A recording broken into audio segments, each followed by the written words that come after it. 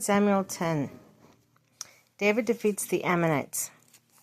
In the course of time, the king of the Ammonites died, and his son Hanun succeeded him as king.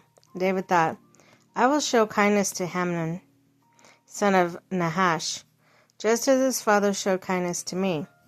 So David sent a delegation to express his sympathy to Hanun concerning his father. When David's men came to the land of the Ammonites, the Ammonite commander said to Hanun their lord, Do you think David is honoring your father by sending envoys to you to express sympathy? Hasn't David sent them to you only to explore the city and spy it out and overthrow it? So Hanun seized David's envoys, shaved off half of each man's beard, cut off their garments at the buttocks, and sent them away. When David was told about this, he sent messengers to meet the men, for they were greatly humiliated. The king said, Stay at Jericho until your beards have grown, and then come back. When the Ammonites realized that they had become obnoxious to David, they hired 20,000 Aramean foot soldiers from Beth Rehob and Zobah, as well as the king of Maacah, with 1,000 men, and also 12,000 men from Tob. Hearing this, David sent Joab out with an entire army fighting men. The Ammonites came out and drew up in battle formation while at the entrance of their city gate. Meanwhile, the Arameans of Zobab and Rehob said the men of Tob and Maacah were by themselves in the open country. Joab saw that there were battle lines in front of him and behind him, so he selected some of the best troops in Israel and deployed them against the Arameans.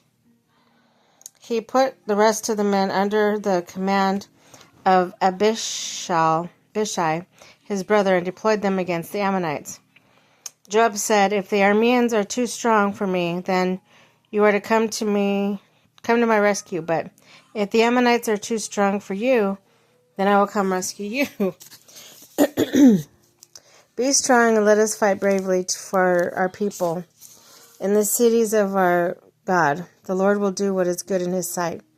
Then Joab and the troops with him advanced to fight the Arameans, and they fled before him. When the Ammonites realized that the Arameans were fleeing, they fled before Abishai and went inside the city. So Joab returned from fighting the Ammonites and came to Jerusalem. After Arameans saw that they had been routed by Israel, they regrouped.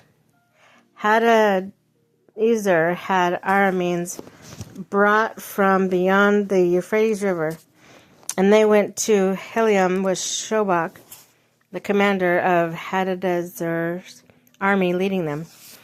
When David was told of this, he gathered all Israel across the Jordan and went to Helam.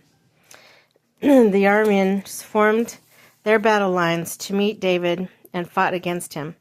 But they fled before Israel, and David killed 700 of their charioteers and 40,000 of their foot soldiers. He also struck down Shobach, the commander of their army, and then he died there.